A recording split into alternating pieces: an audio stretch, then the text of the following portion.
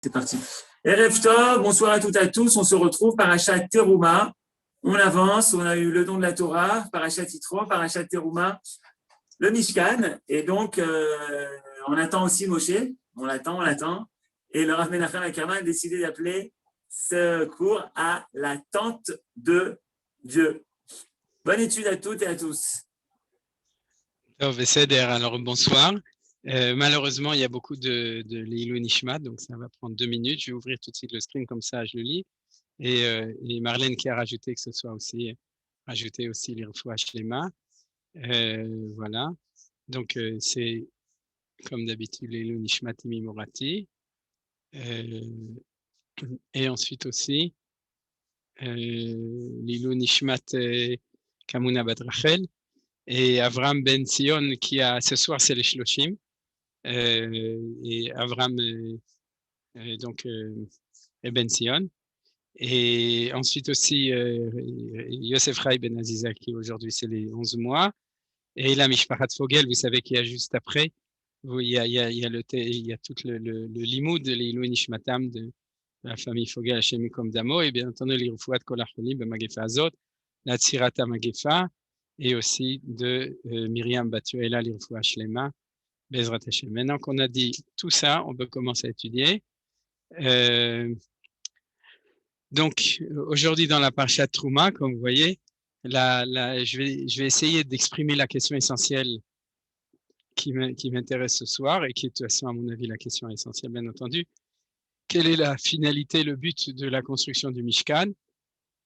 Et la réponse que je vous donne tout de suite, c'est que la finalité, c'est le fait de permettre à la Shrina. La Shrina, c'est à la présence de Akadosh Baruch Hu de résider ici dans le monde. Vous savez que le mot Shrina, ça vient c'est la même racine que le mot Shachen, Shachen le voisin. Et donc, à Shochen, Akadosh Baruch Hu, il a plein d'attributs. Et quand on parle de l'attribut de Shrina, alors on parle du fait qu'elle réside ici. Parce que vous savez que Akadosh Baruch Hu est dans le ciel, ça, il n'y a pas de doute pour tous les croyants, que Dieu qui est au ciel, mais le fait de descendre sur terre, c'est-à-dire de résider parmi nous, ça fait partie, premièrement, du chidouche général de la volonté de Akadosh Baruch Hu dans la Torah, et de la raison pour laquelle le Mishkan a été construit, puisque le mot Mishkan vient justement de Shrina, comme on le voit dans le pasuk de notre paracha que j'ai mis en lettres d'or, Ve'asu li mikdash ve'shachanti betocham. C'est-à-dire que le but qui est directement exprimé cette semaine dans la paracha, c'est qu'ils me construiront donc un mikdash, un sanctuaire, on traduit de sainteté, ve'shachanti betocham, je résiderai dedans, et c'est ça le but. Maintenant, la deuxième idée qui va avec celle-là, c'est que c'est pas seulement le but du Mishkan, c'est le but de la création. C'est-à-dire que tant que le peuple juif n'était pas sorti d'Égypte, et tant que nous n'avions pas reçu la Torah, et tant qu'il n'y avait pas la révélation au Sinaï, cette possibilité était en attente. On peut dire que c'est ça le titre à l'attente de Akadosh Baruch Hu, c'est-à-dire c'était en attente d'une réalisation de ça. Alors vous me direz, oui, on avait étudié que les Avot aimaient Merkava la Shrina, que les patriarches, Avraham, Yitzhak et Yaakov et leurs femmes étaient eux-mêmes étaient la base sur laquelle, la résidence, la base sur laquelle Merkava, celle sur laquelle pouvait résider la Shrina. Oui, mais c'est pas la même chose. C'est-à-dire, c'est jamais la même chose. Il y a une Mishnah en Pirkei Avot qui dit d'où est-ce qu'on sait que 10, que 5, que 2, que 1 qui étudie la Torah, qui prie que la Shrina se trouve là-bas, oui. Mais il y a des shrinonettes, des petites shrinotes et des grandes shrinotes. La vraie de vraie, la shrina telle qu'on l'attend, c'est celle qui se trouve dans le Beth Amikdash ou dans le Mishkan à la sortie d'Égypte avec le peuple juif tout toujours. Parce qu'en fin de compte, le réceptacle de la shrina, c'est Am Israël, on va le voir tout à l'heure. Alors, dans la mesure où c'est le but et la finalité de toute la création du monde, vous imaginez l'importance de notre paracha, et c'est de ça que c'est cette idée que je vais développer en essayant de rentrer dans le texte du pshat de certains passages de notre paracha pour pouvoir l'étudier de manière beaucoup plus précise. Mais en tout cas, c'est ça l'idée. Alors avant de rentrer dans des précisions, je voudrais en vitesse donner les deux enseignements de Manitou, en tout cas dans un des cours que j'ai entendu maintenant, et que aussi auparavant, dessus, sur cette chose-là. La première, c'est lié avec ce que j'enseigne tout le temps au nom de Manitou sur la tfila de Shabbat. C'est que c'est un des enseignements essentiels de Manitou, c'est que le Shabbat de Dieu, c'est-à-dire le monde dans lequel nous sommes, vous vous souvenez, c'est le monde du Shabbat de Dieu. Ça, je le répète tellement de fois que ceux qui viennent au moins une fois par semaine sont sûrs qu'ils doivent le connaître par cœur. Mais en tout cas, notre monde, les 6000 ans de l'histoire de notre monde, là où on se trouve, c'est un monde qui a l'air d'être un monde de nature, mais en fin de compte, c'est un monde de nature parce que Akadosh Baruch Hu est Shovet, il se retire, Shovet dans le sens de faire une grève, c'est il se retire derrière les lois qu'il a instaurées, les lois de la nature, il s'en va pas, il est toujours derrière. C'est ce qu'on appelle la Hashgacha, c'est-à-dire la présence qui passe. Mais en tout cas, à part dans les miracles dévoilés, tout passe par l'intermédiaire de la nature. Et la raison pour laquelle Akadosh Baruch Hu a fait ça pendant les 6000 ans d'histoire, c'est pour donner la place à l'homme. C'est-à-dire quand on parle de place, on parle de liberté, bien entendu, parce que s'il n'y a pas de liberté, il n'y a pas de place. Mais en tout cas, c'est pour donner une place dans le monde de Akadosh Baruch Hu à l'homme. Et c'est ça le but essentiel de Akadosh Baruch Hu. Maintenant, dans cette idée-là, ce que Akadosh Baruch Hu nous demande, on va voir comment, c'est de même que lui a donné la place à l'homme dans le monde de Akadosh Baruch Hu, il demande à l'homme de donner une place à Akadosh Baruch Hu dans le monde de l'homme. Je reprends vraiment les phrases et les paroles de Manitou, sa manière de dire les choses, c'est-à-dire que a priori, c'est pas si facile, dans le monde de Dieu, il n'y a pas de place pour l'homme, parce que comme le machal du Zohar, dans le soleil, il n'y a pas de place pour une bougie, et dans la bougie, il n'y a pas de place pour le soleil. C'est-à-dire ça va dans les deux sens. Donc, c'est pour ça qu'Akadosh Baruch Hu dit, bougez-vous un petit peu pour que je réussisse à m'installer. C'est là, Manitou, il l'a pas fait. Je l'ai pas entendu de lui. Donc, vous avez compris, il faut réussir le projet de Akadosh Baruch Hu. Et on l'étudie, il avait été de la même manière dans ce qu'on étudie sur les tfilotes de Shabbat, mais il faut lui donner la possibilité d'une résidence. Alors, quand on étudie ça dans Shabbat, on l'étudie dans la dimension de Kedushat Azmanim, de la sainteté du temps. C'est-à-dire, et il y a aussi une autre dimension qui est Kedushat Hamakom, c'est-à-dire la sainteté de l'espace. Et dans la sainteté de l'espace, le Makom, l'endroit où Akadosh Baruch Hu nous a dit, je vais pouvoir résider parmi vous, c'est-à-dire vous pouvez me donner une place pour être parmi vous. Alors, c'est le Mishkan. C'est d'ailleurs la raison, dans la mesure où il y a un lien, du coup, très, très profond entre le Shabbat et entre le Mishkan, puisque l'un, c'est la résidence de Akadosh Baruch Hu dans le temps et l'autre, c'est la résidence de Akadosh Baruch Hu dans l'espace. C'est pour ça qu'il y a un lien extrêmement profond entre les deux. Et vous le savez, au niveau de l'expression de la halakha, le lien entre les deux, c'est le fait que nous apprenons les 39 melachot, les 39 travaux du Shabbat, ils ne sont pas marqués dans la Torah, on les apprend du Mishkan.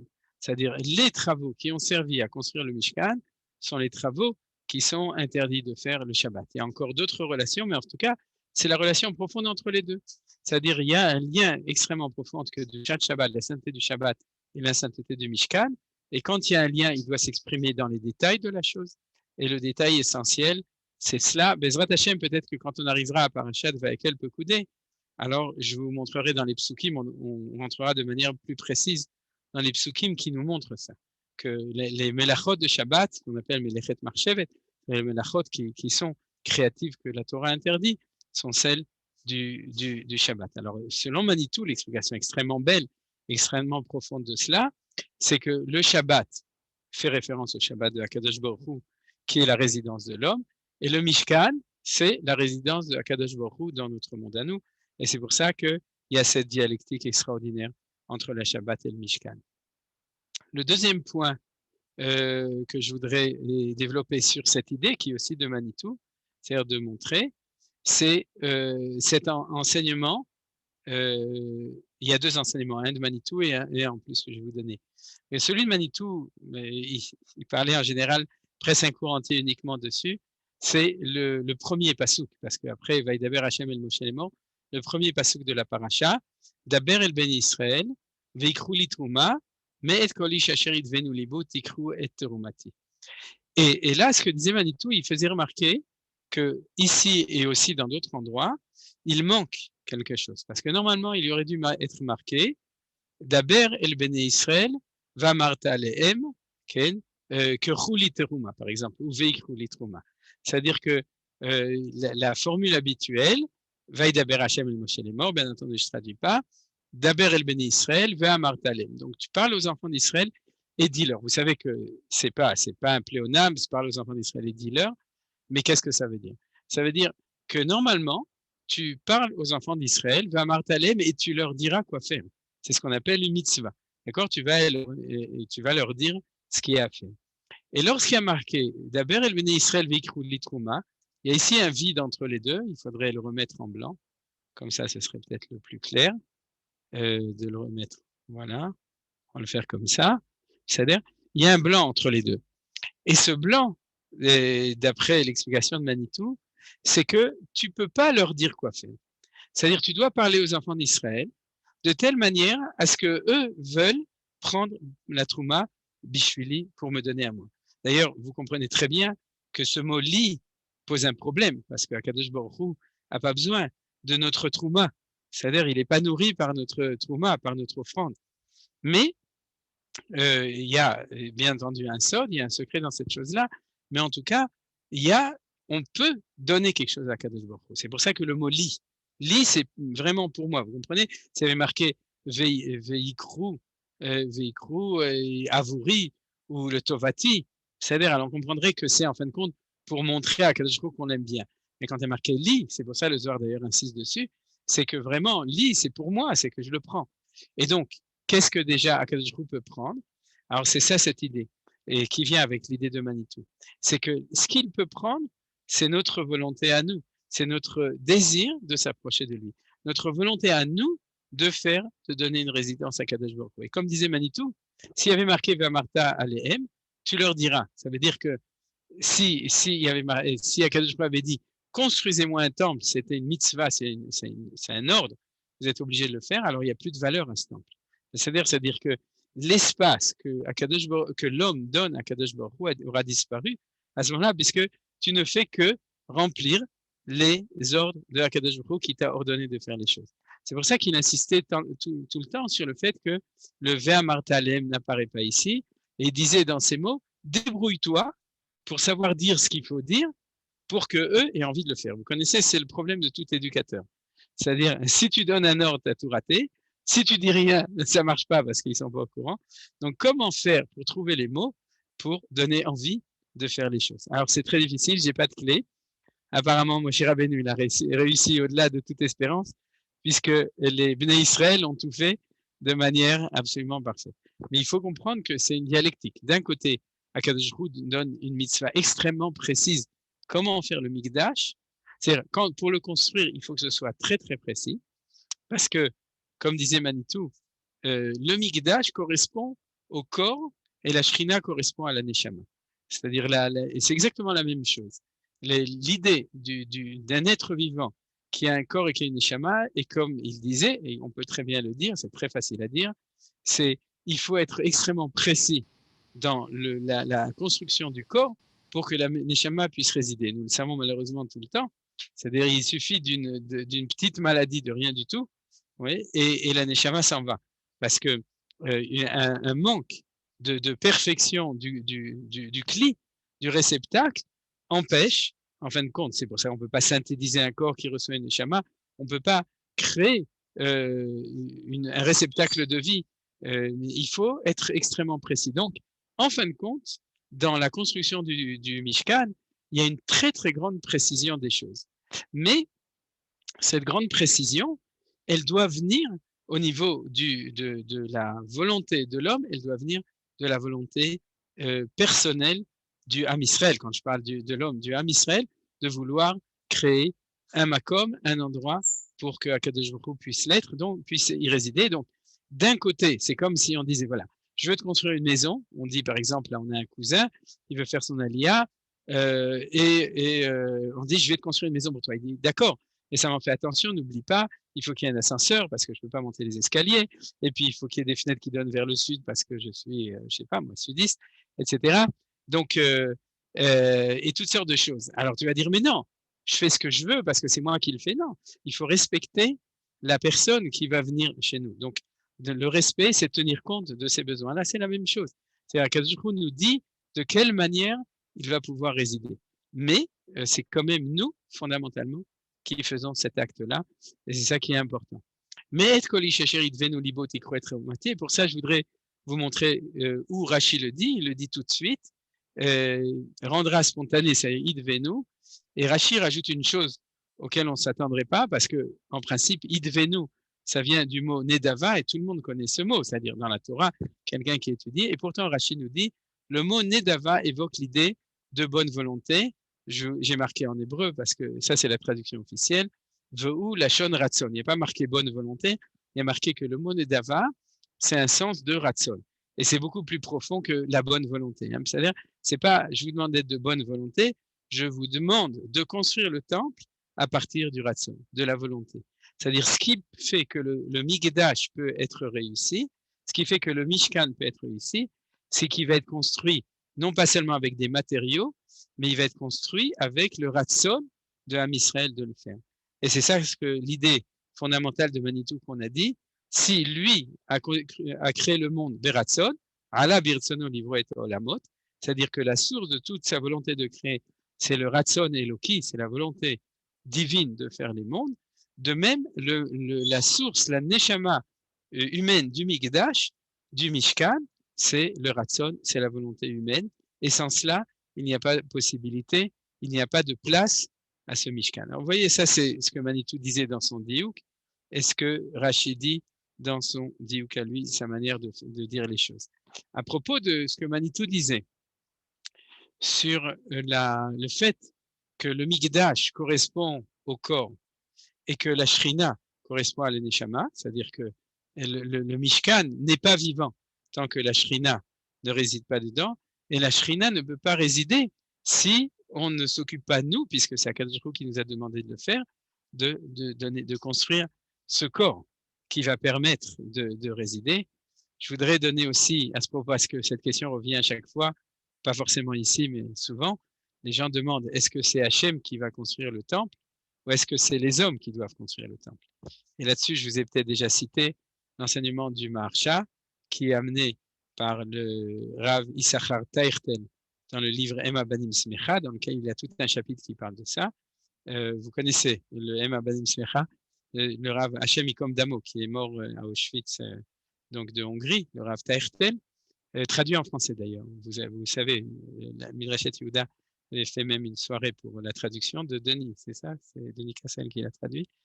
Et donc, dans ce livre, il amène l'explication qui dit que tout le monde a raison. C'est-à-dire ceux qui disent qu'il va descendre du ciel a raison, et ceux qui disent qu'on va le construire ont raison aussi. Comment tu peux dire ça, à part le fait que les Juifs disent que tout le monde, toujours que toi tu as raison et toi tu as raison? Alors, la réponse, elle est très simple. C'est que la gashmiout, la matérialité du Mikdash, c'est le peuple juif qui doit le construire, les pierres, etc. Tout ça, c'est nous qui allons le construire. Mais le côté rouhani, ce qu'on appelle la neshama du Mikdash, elle va descendre du ciel. C'est ce qu'on appelle la shrina. C'est-à-dire donc, en fin de compte, dans cette lecture des choses, on comprend très bien cette dialectique et du coup, il n'y a plus de problème. Alors, on va continuer dans notre étude et je voudrais citer donc tout d'abord développer l'idée du fait que le but, c'est la résidence, l'enseignement extraordinaire de Nachmanides. Alors, je l'ai pas imprimé parce que c'est en hébreu et je connais pas une traduction de Ramban en français.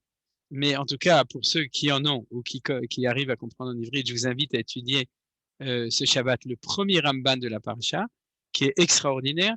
Et son idée, il la reprend au début de Vaïkra, etc. C'est-à-dire, c'est une lecture de Nachmanide, du Ramban, et qui dit comme ça. Il dit qu'on ne peut pas comprendre le Mishkan sans en fait le lire comme la continuation du Mahamad Ar-Sinaï. Je m'explique. D'après notre compréhension habituelle des choses, l'événement du Sinaï est tellement grandiose, est tellement infini, c'est-à-dire et on avait parlé, c'est-à-dire la parole de Dieu, de Akadosh Baruch Hu, donc même au bout de de deux dibrot, de deux paroles, le peuple juif ne pouvait même plus supporter, etc. C'est-à-dire cet événement est tellement grand qu'on aurait tendance à comprendre qu'il est unique dans l'histoire, qu'une fois dans l'histoire, Akadosh Baruch Hu s'est révélé, et qu'après, en tout cas, cette révélation-là a disparu. Ça semble être exact dans la mesure où Hachem dit Bimshoch Hayovel et Maya'alu Ba'ar, c'est-à-dire qu'une fois que la révélation était terminée, tout le monde pouvait monter sur la montagne de Sinaï, et vous savez qu'il n'y a pas de sainteté sur la montagne de Sinaï depuis la fin du Mahamad, c'est-à-dire la fin de la cérémonie, on peut dire, du mont Sinaï.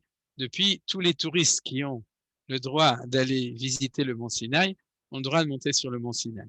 Alors, qu'est-ce que ça signifie? C'est que c'est un événement qui est unique dans l'histoire? Oui, bien entendu.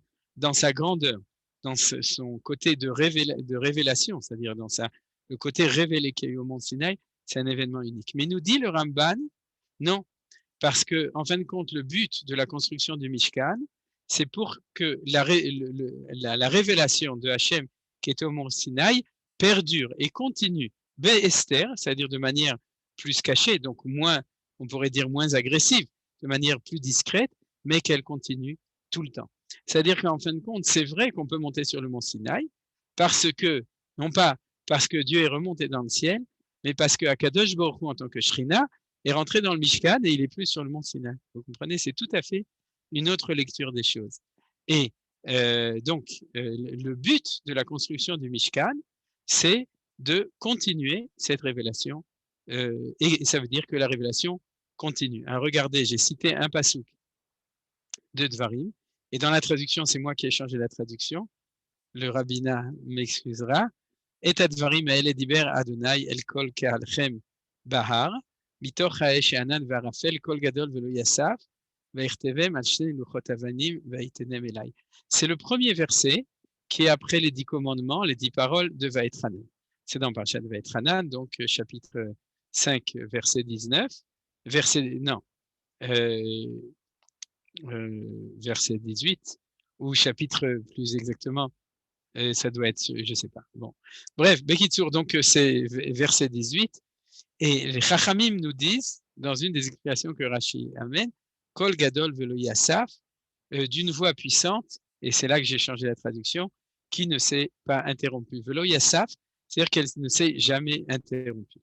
Il y a une Mishnah qui dit Bechol Yom Bat Kol Yotzet Mer Sinai, chaque jour il y a une voix qui sort de Har Sinai, mais d'après la lecture du Ramban, quand il y a marqué que cette grande voix ne s'est jamais interrompue, c'est du sérieux, c'est parce que la voix qui sortait du Sinaï a continué à perdurer de manière permanente en rentrant dans le Mishkan. Et c'est ça le but, donc vous voyez dans le développement des choses, c'est ça le but de la construction du Mishkan. Alors on va tout de suite rentrer dans le passouk de la paracha qui nous parle de ça. Alors vous voyez au début, Akadosh Baruch Hu demande de rassembler de manière nedava, donc par ratson, par volonté, de rassembler tous les matériaux qui vont permettre à construire le temple. Et c'est ça l'expression du ratson, c'est le fait de donner généreusement, d'élever, terouma, ça veut dire d'élever, hein, vous savez. C'est-à-dire trouma, c'est pas faire un don.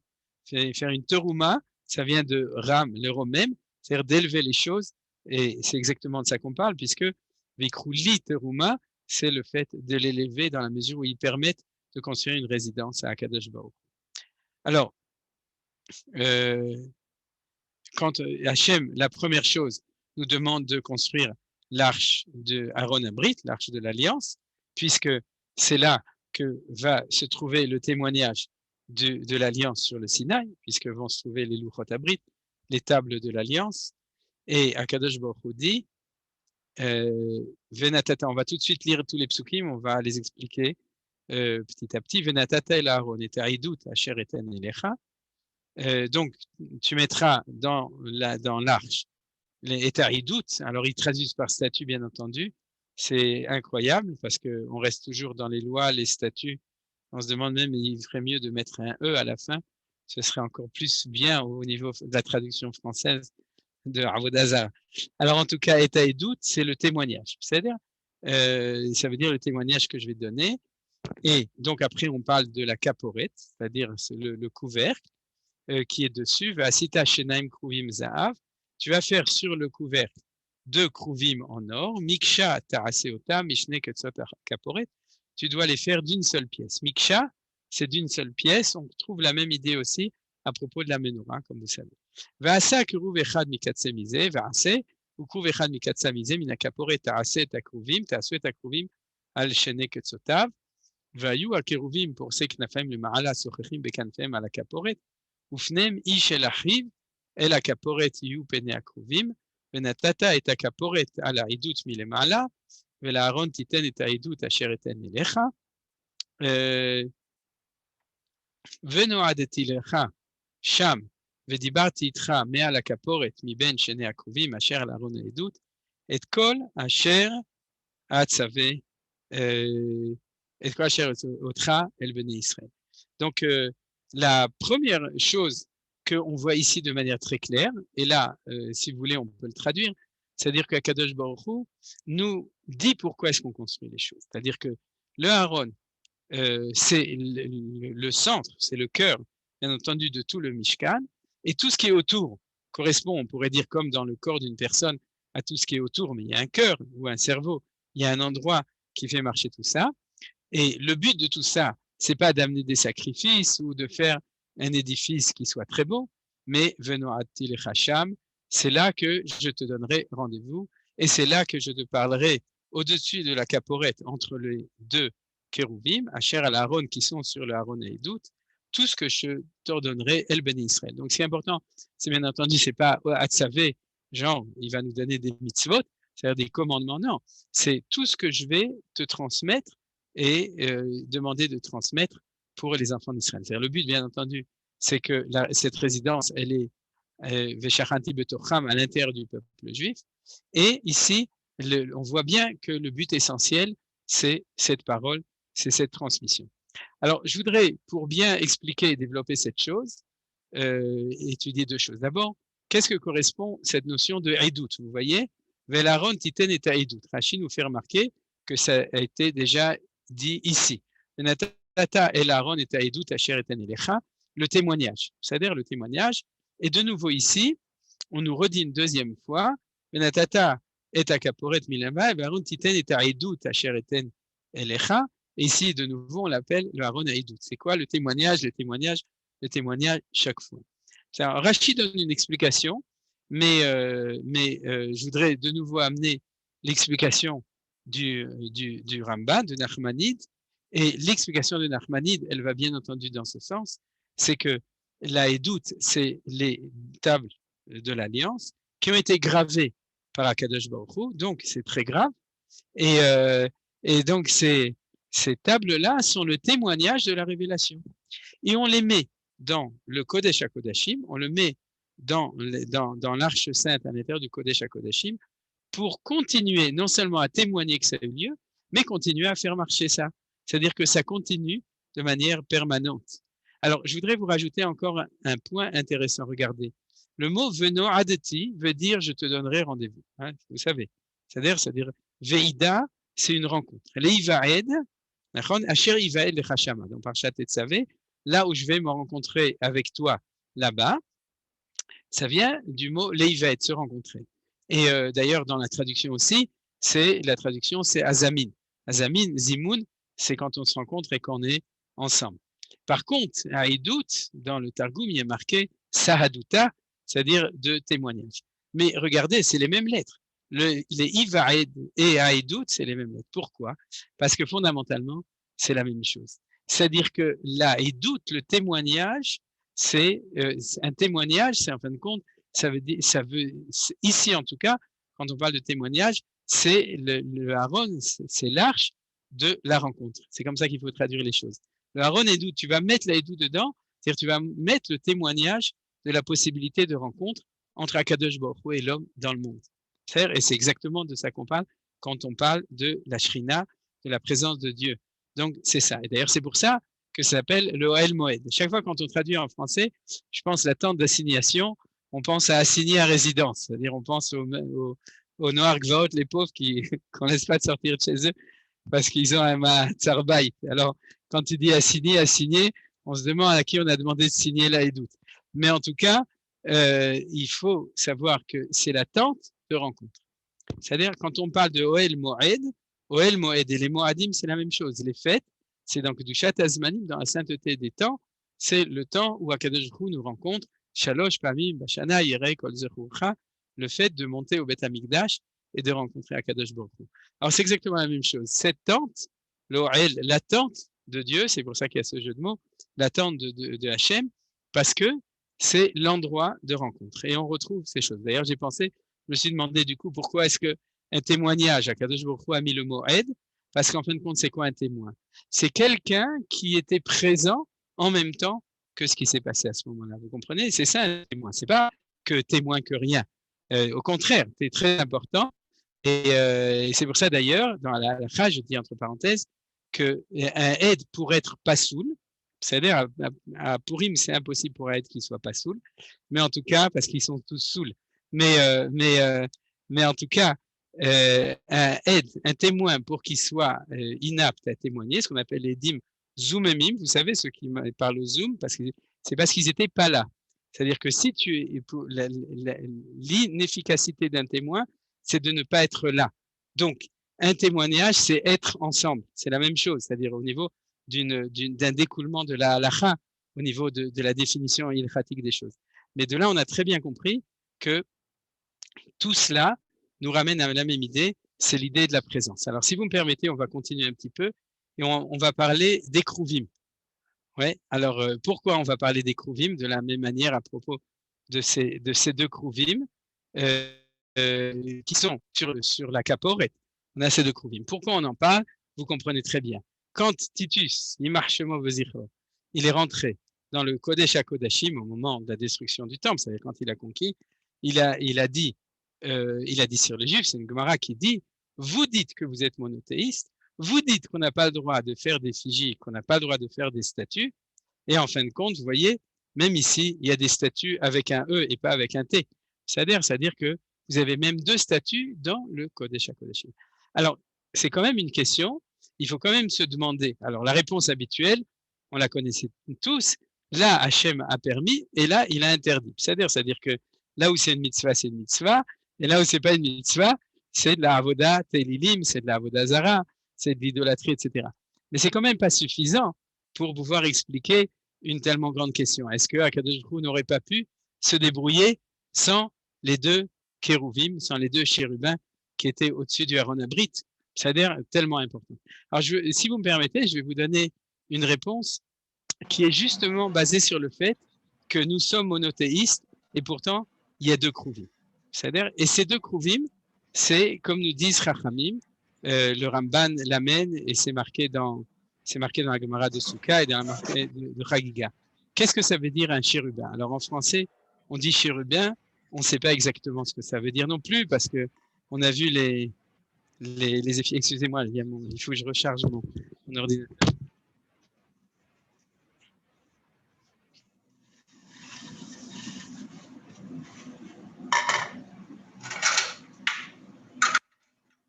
Donc, qu'est-ce que c'est? Chachamim disent Keravia, c'est-à-dire qu'ils sont à l'effigie d'une jeune personne.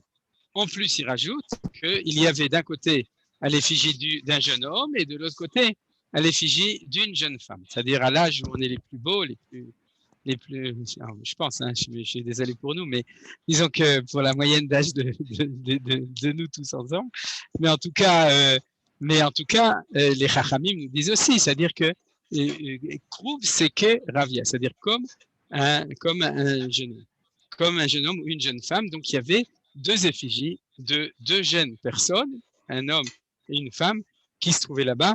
Et c'est ça, les Kruv. C'est pour ça que les Chachamim de Tzorfat, ils disent que les enfants, ils naissent dans les choux. Parce que comme Kruv, c'est un chou, et qu'on parle de petits-enfants, donc c'est pour ça. Alors maintenant, chaque fois que vous dites « comme tu es mignon, mon chou », vous vous souviendrez que c'est à cause des Kruvim qui sont dans le Beth Amikdash.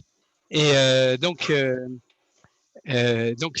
ces Kruvim qui représentent ces deux effigies, alors je vais essayer de vous donner le sod. C'est quoi le sod? C'est que c'est parce que c'est deux que c'est pas de la avodat telilim. Si on avait une effigie et qui nous parlait, alors ce serait un totem, c'est-à-dire ce serait de l'idolâtrie comme on en trouve chez tout le monde, y compris chez les chrétiens, puisqu'ils font une représentation, une effigie, et ils parlent devant l'effigie. Et parce que ces deux, ils représentent non pas la représentation de Akadosh Baruch Hu, ils représentent la représentation du lien entre le créateur et Am Israël et Knesset Israël. Et comme ils représentent ce lien-là, ils ne représentent pas l'un des deux. Ils représentent la possibilité qu'il y ait une relation entre le créateur et la créature. C'est pour ça que c'est Zachar ou Nekeva, parce qu'on a parlé toujours c'est Mashpia Mekabel, il y a toujours cette dialectique entre les deux. Et de ce point de vue-là, alors on sort de cette forme d'idolâtrie, de faire une représentation de l'image vers laquelle on prie. C'est-à-dire, on a ici, et vous voyez que tout d'abord, ce qui est important, c'est de comprendre que l'idée essentielle, et on vient à l'idée de Manitou, donc le but de tout cela, c'est le dialogue entre le créateur et la créature, que lui nous a fait une place, que nous on lui fait une place, et c'est ça qu'il y a dans les deux chérubins qui étaient là-bas. C'est pour ça, nous dit le Rambam, qui a marqué Miksha. C'est-à-dire Miksha, ça veut dire qu'ils sont faits d'une seule pièce, parce que on cherche le yichud, on cherche l'unité entre, comme on l'explique toujours, entre les contraires, l'unité entre les opposés, celui qui se trouve l'un en face de l'autre, et c'est pour ça qu'il a marqué Miksha.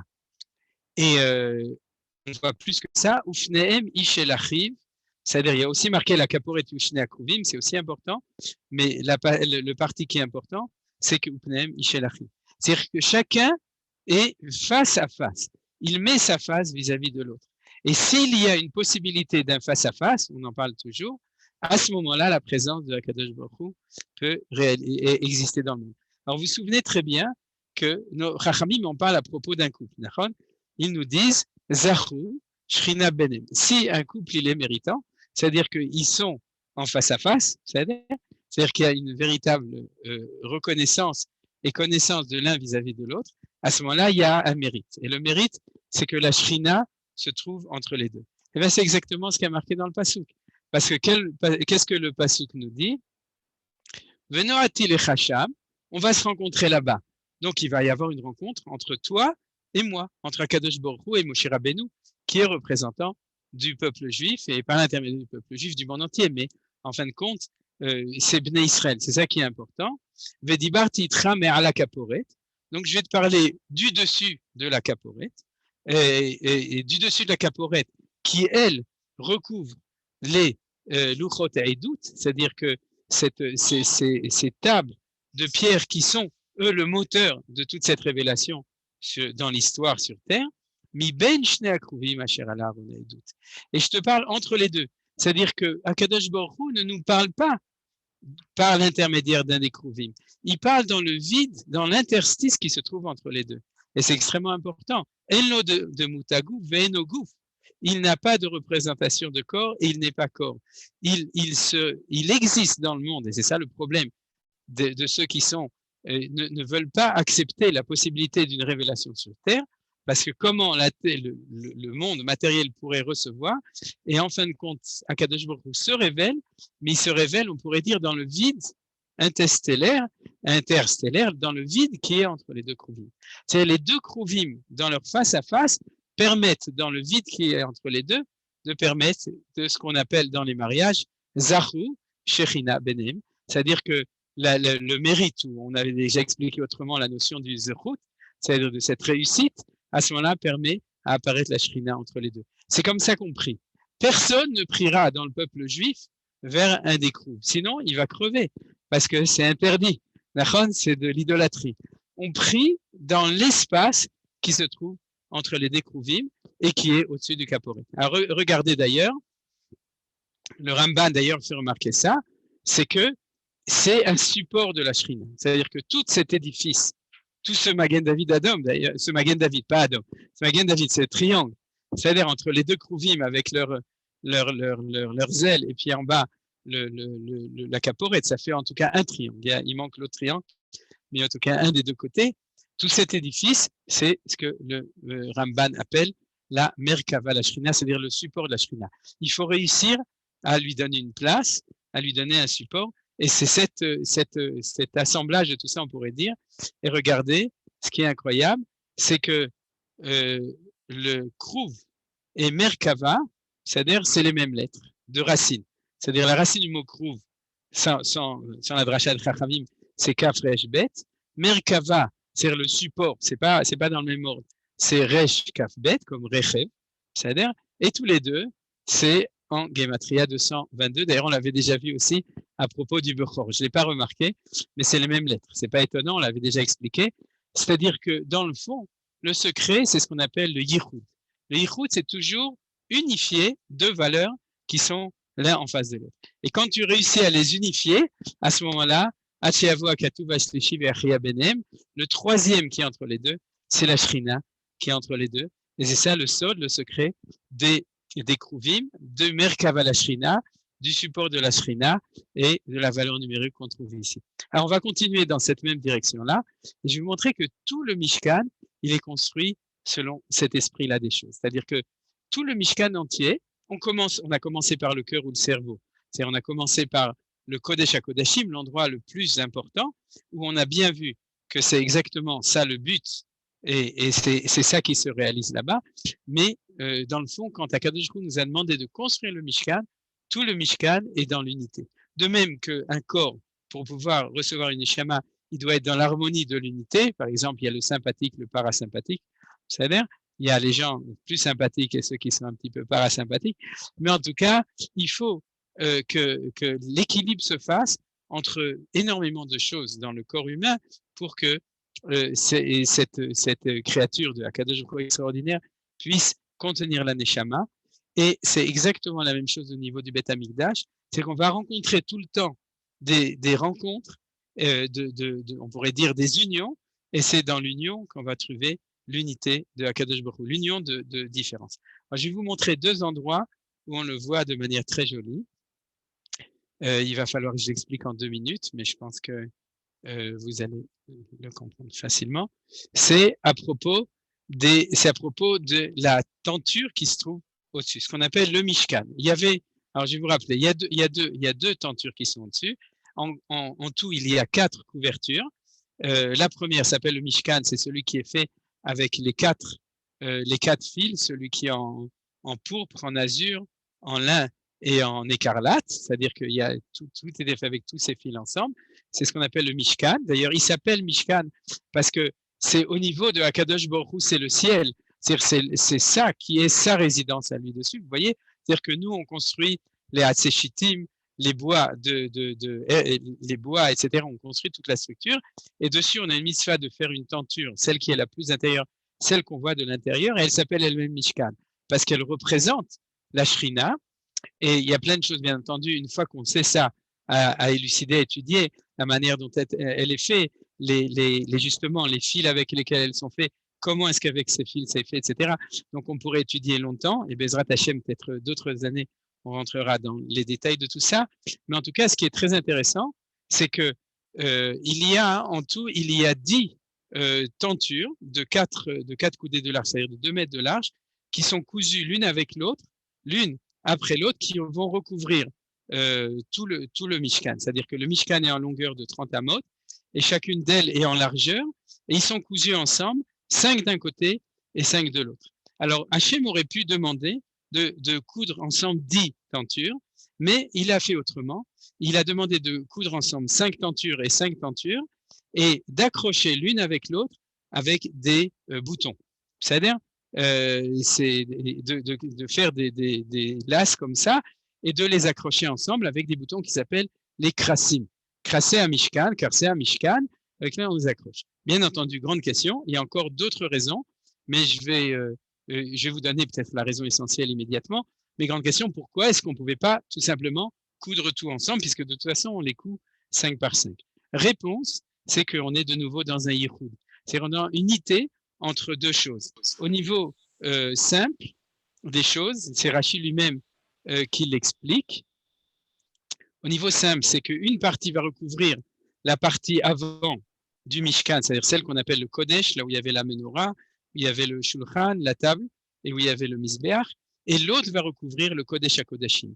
Et ces boutons vont être exactement au-dessus, vous verrez le Rashi qui l'explique dans 2 endroits, elles vont être exactement au-dessus de la parochette du rideau qui va séparer les deux. Alors, vous comprenez très bien que la séparation entre l'infini du Kodesh à Kodashim, de l'endroit où se trouve le Aaron, et le fini, c'est-à-dire le plus humain de l'autre côté, cette séparation est énorme. Et c'est pour ça que ces tentures de Mishkan, au niveau intérieur et au niveau extérieur, sont différentes et il va falloir les unir, mais il va falloir bien montrer que c'est différent, qu'il y a une différence entre cela et cela. Et donc, c'est pour ça qu'il faut. Alors, regardez comment est-ce que c'est marqué.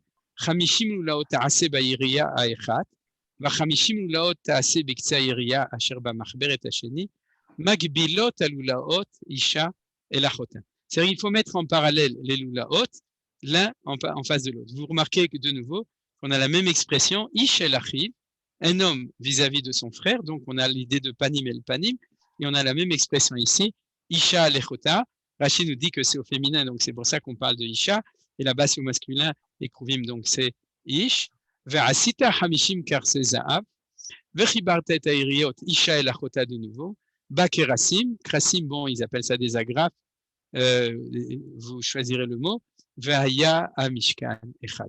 C'est-à-dire que pour le mishkan soit echad, il faut qu'il soit attaché, les 5 de ce côté et les 5 de l'autre, et il faut qu'il soit isha et lachota, c'est-à-dire que cette unité soit en face de cette unité, et quand ils seront attachés ensemble, alors on aura l'hardout, c'est-à-dire l'hardout, ce sera toujours l'unification de ces 2 valeurs qui sont un petit peu différentes, et c'est ça qu'on va trouver. Donc la shrina ne peut réussir, on pourrait dire, dans ces tentures qu'on appelle le mishkan, que de nouveau, si on a exactement la même idée. Alors, je voudrais même rajouter encore une petite chose, c'est que il y a marqué magbilot. Vous voyez ici ce mot, magbilot. En hébreu moderne, magbilot, comment on le traduit?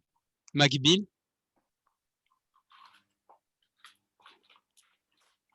Parallèle. Parallèle.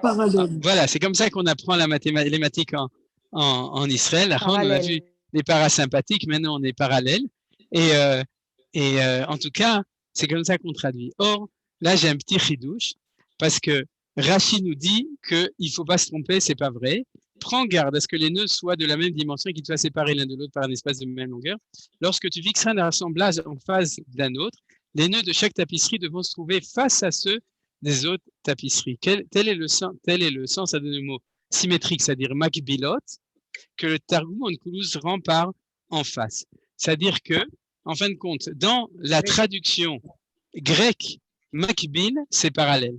Dans la traduction hébraïque de choses, makbil, ça veut dire en face de. Vous avez compris? Or, c'est exactement le contraire l'un de l'autre. Parce que dans la mentalité grecque, quand on est en face d'eux, on est séparés.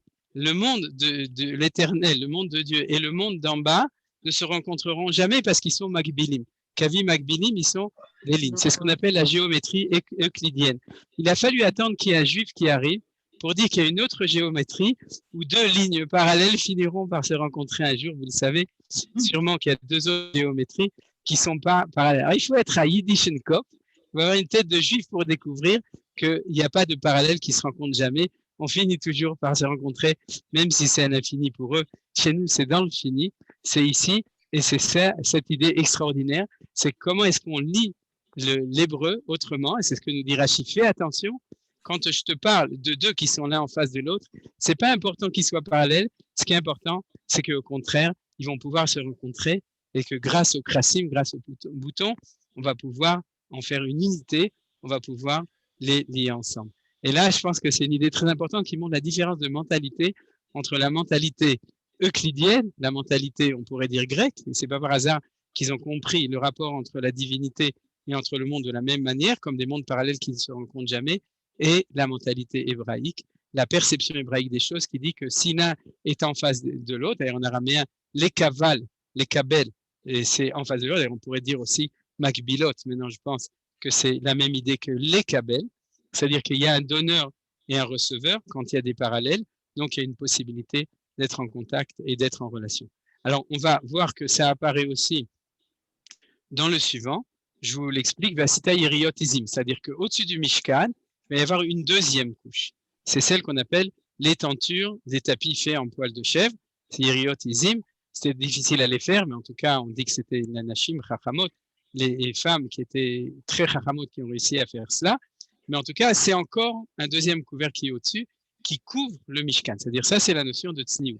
C'est-à-dire quelque chose qui est vrai, quelque chose qui est vivant, qui est profond, il doit être enveloppé. Et c'est Iriotizim qui l'enveloppe. Et là, de nouveau, on a exactement le même phénomène, même avec une toute petite différence. C'est qu'il y a marqué Vechibarta et Chamesh Iriot Levad, Vechesh Iriot Levad, Vechafalta et Iria Shishit El Mul Pnei Oel. C'est-à-dire que là, on n'a pas 5 et 5, on a 5 et 6. Pour les raisons techniques, vous regarderez dans Rashi, il y a des raisons extrêmement importantes au niveau de la tsniout, justement, pour recouvrir, pour apprendre que ce qui est beau, le Rashi le dit, ce qui est beau doit être au contraire caché pour recevoir son cachet. Mais il apparaît qu'ici, il y a 5 et 6. On continue, Vasita Hamishim Laot, etc. de nouveau. Et on a le pasuk, Vasita Karsen Echochet Hamishim, Veveta et Akrasim Balulaot, Vichibarta et Oel, Vayechad. C'est exactement la même chose. C'est pas au même niveau que le Mishkan, c'est pour ça qu'il n'y a pas marqué Ishel Achota ou Ishel Achib. C'est que sans doute c'est une rencontre qui est moins puissante, donc puisqu'elle est plus loin, elle est comme ça. Il y a un très beau Targum Yonatan qui dit que les 5 Iriot, c'est Keneged Chamishach ou Mishetorah, et les 6 Iriot, c'est quoi? Vous allez sûrement deviner. Shisha Sidre Mishnah. Donc le Shas et le Chumash se trouvent dans les Iriot Izim qui se trouvent là. Alors vous voyez, c'est extraordinaire. Torah chez Birtav, Torah chez Be'alpeh. C'est au-dessus du Mishkan, c'est plus loin. C'est notre Torah à nous, telle qu'elle est révélée, mais elle recouvre et on fait l'unité entre la Torah écrite et la Torah orale d'un certain point de vue avec les Iriot Izim qui sont là. Alors, quoi? Quelqu'un a dit non. Alors on continue. C'est-à-dire, on a bientôt fini. Je vais terminer en disant que Besofo chez le Davar, de manière absolument étonnante, le seul endroit où dans la Torah, on nous dit ce que Akadosh Baruch Hu a dit à Moshe Rabbeinu pendant les 40 jours où il était sur le mont Sinaï, c'est dans notre paracha. Je m'explique. Toute la paracha de Mishpatim, on s'imagine bien qu'elle a été donnée au Sinaï. Mais c'est nulle part marqué. Vous reprendrez le texte. Il n'y a pas marqué dans Parashat Mishpatim, comme je t'ai dit sur le mont Sinaï. On comprend, puisque c'est après la révélation du Sinaï, que c'est cette Torah qui a été donnée.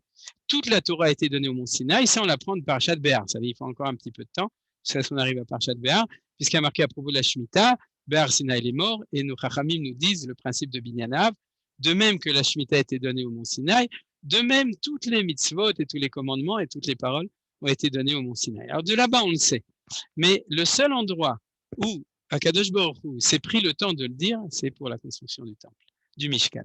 C'est-à-dire que vous vous souvenez, les derniers versets de la paracha de la semaine dernière, c'est quand Moshe Rabbeinu monte sur le Har Sinaï pour ces 40 jours-là. C'est pas tout à fait les derniers, c'est les avant-derniers versets. C'est le début de Shvi'i.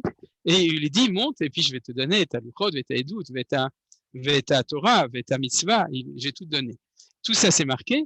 Et puis après ça, dans la paracha, dans 2 semaines, dans Kitissa, on va nous raconter quand Moshe est descendu, et d'ailleurs ce qui s'est passé.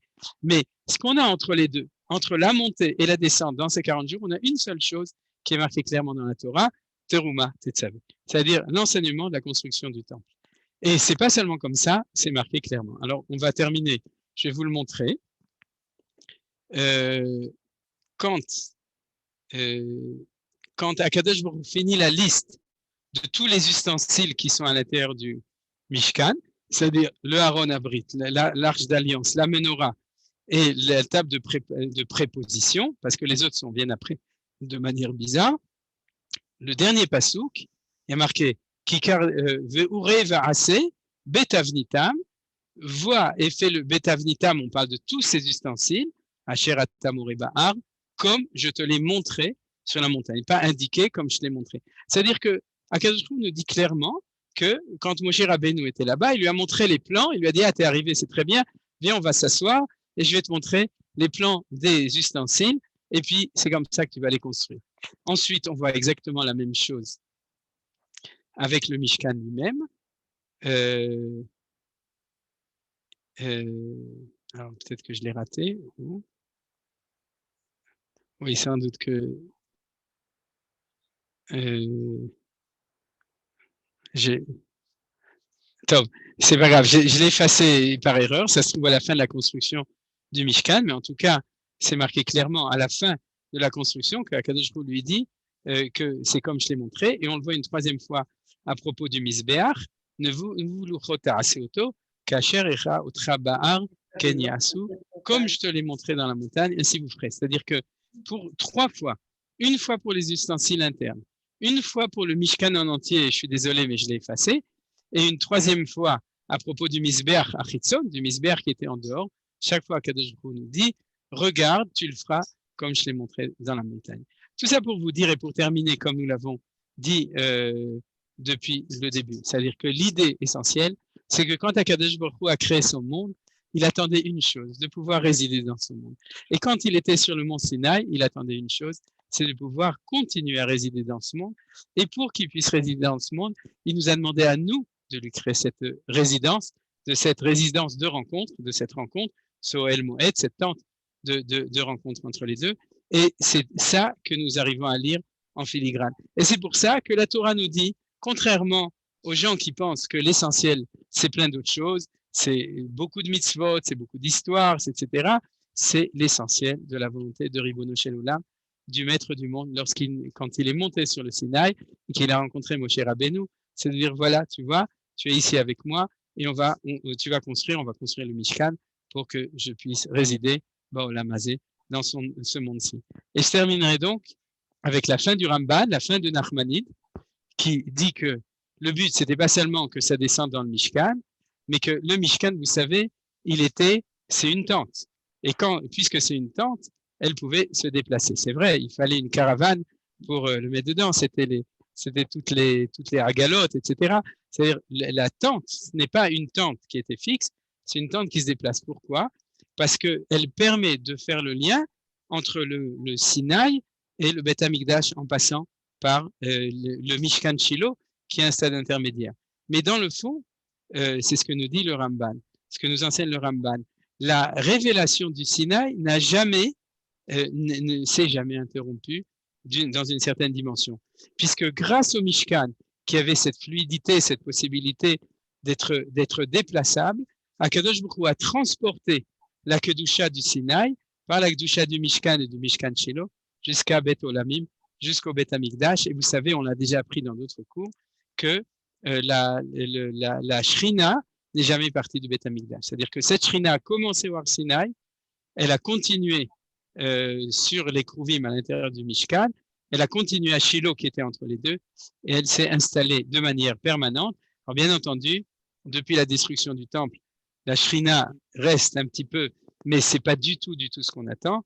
Et nous sommes tous Betfila Gdola, Bezrat Hashem, Mina Metzar, Karatia, Anani, Bemerchavia, que de toutes ces souffrances et de toutes ces difficultés que nous vivons aujourd'hui, que ce soit Bezrat Hashem, un signe pour Akadosh Baruch Hu, ou une démarche, pas un signe, mais une démarche de Akadosh Baruch Hu pour nous amener bientôt à la révélation complète sur le peuple juif, Yoshev HaKruvim Elokei Israël, le Dieu d'Israël qui est sur les Kruvim, de la révélation de sa présence qui amènera le bien, la Yeshua, la délivrance, la Géoula et le but ultime de la réussite du projet divin dans le monde. Shabbat Shalom, Oleitraot. Voilà. Alors, si quelqu'un vous disait... Voilà.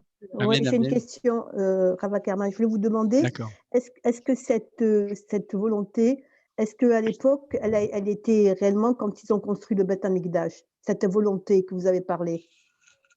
Oui, elle était. Et pourquoi? Vous avez des doutes, Nahon? Je ne sais pas, je vous pose la question. Quand vous avez parlé de volonté de Ratson, je voulais savoir si, quand ils ont construit le Beth Amikdash, elle existait cette volonté. Oui, bien entendu, il y avait, mais si ça avait été réussi, le premier temple aurait été le troisième temple, le dernier temple. C'est-à-dire, il y avait, si vous voulez, de même, dans cette volonté, au niveau du Mishkan, il va y avoir aussi, il y a la chute du Hegel, il va y avoir la chute aussi du jour de l'inauguration du Mishkan, où vont mourir Nadav, Avihu, etc. Si vous voulez, on pourrait dire l'étincelle de volonté est apparue.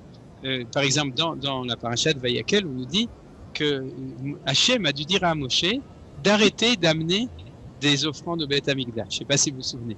C'est-à-dire les Tzanim, les blagueurs disent que c'est la seule fois de l'histoire ou quand on a demandé de faire un appel financier, qu'on était obligé de dire d'arrêter parce qu'il y en avait trop.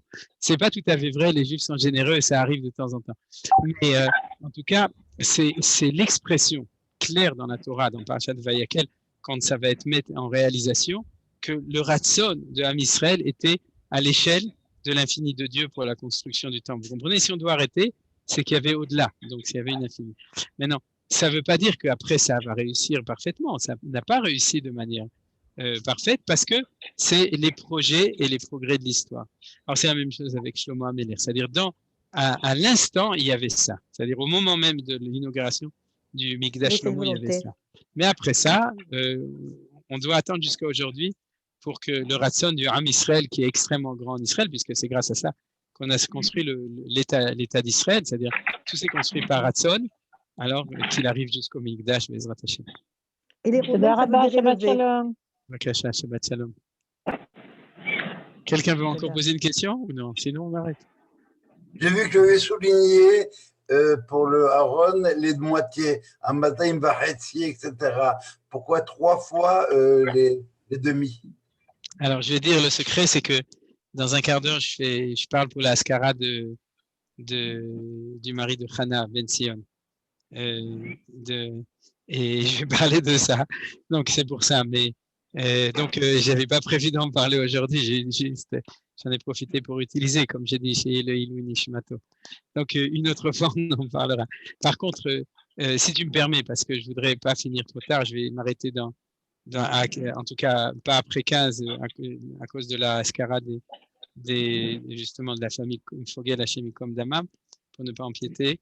Mais je voudrais quand même rappeler, Yosef a demandé 2 fois à propos de Purim, a demandé 2 fois est-ce qu'on peut écouter la Megillah avec le Zoom. Alors aujourd'hui, j'ai écrit une tchouva, celui qui veut, je peux lui envoyer, et je l'ai envoyé à Rav Shaul David Bochko qui m'a donné sa Haskama, que quelqu'un qui ne peut pas venir écouter la Megillah, pas quelqu'un qui peut venir écouter la Megillah, mais j'imagine qu'il y a beaucoup de gens qui risquent ou qui sont dans ce cas, qui ne pourront pas écouter la Megillah dans un Beth Knesset, c'est-à-dire ou bien tout simplement qu'on leur lise la Megillah, mais quelqu'un, parce qu'on n'est pas obligé d'être dans un Beth Knesset, quelqu'un peut venir vous lire la Megillah, mais quelqu'un qui ne peut pas l'entendre d'un Baal Koré, j'imagine qu'il y a des gens,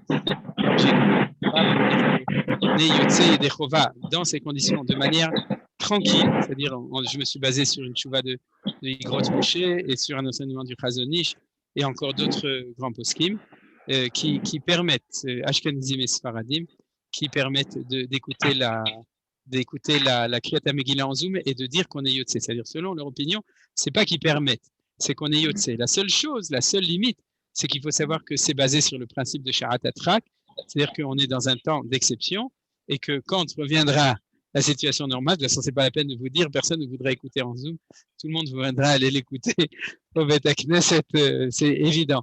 Mais cette année, il faut savoir qu'il ne faut pas avoir si quelqu'un ne peut pas et qu'il l'entend par Zoom, il ne faut pas se dire oui, c'est un pastiche, c'est pas vrai, je suis pas Yotzé. Vous êtes Yotzé et Dechova si la personne qui le lit d'une Megillah.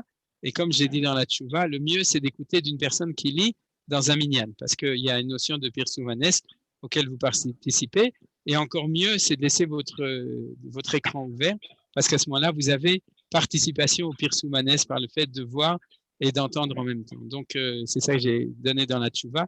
Si les gens sont intéressés à lire, c'est en ivrit, je peux vous l'envoyer. Tov, est-ce que vous avez des questions? Merci, Rav. Non, merci beaucoup. Ok, merci beaucoup, Rabbi Karman. Shabbat Shalom. Est-ce que vous avez le même problème que nous?